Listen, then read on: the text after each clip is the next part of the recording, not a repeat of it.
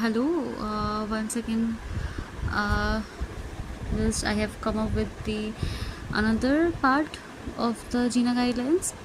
I had previously said that in option for providing any kind of medicines in step 5, that is basically treating any patient if he or she is not working well with step 4, we can just move ahead with step 5, which includes certain treatment procedures, which includes additional LAMA, high dose inhalation and corticosteroid, formoterol, and biologics.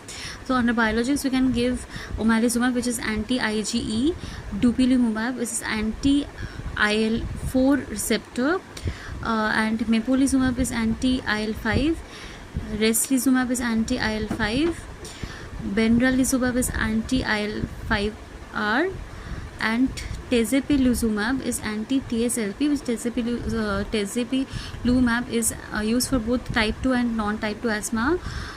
So basically this is a new drug which we have to know, and one easy way to remember all this is that all of them is basically against the interleukin 5.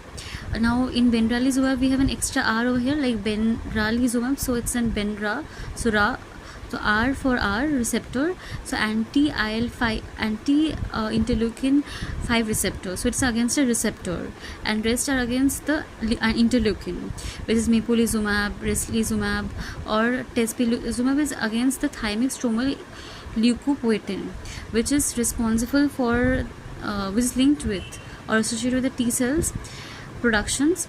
And now I'll be just explaining in short about the track 2. I previously explained about the track 1. So track 2 is basically, it states that if a patient is suffering from any of the asthma symptoms more than 5 days per week or more than one night awakening per week, so yes and no question again. So if yes, then we have to follow the step 3 and step 4.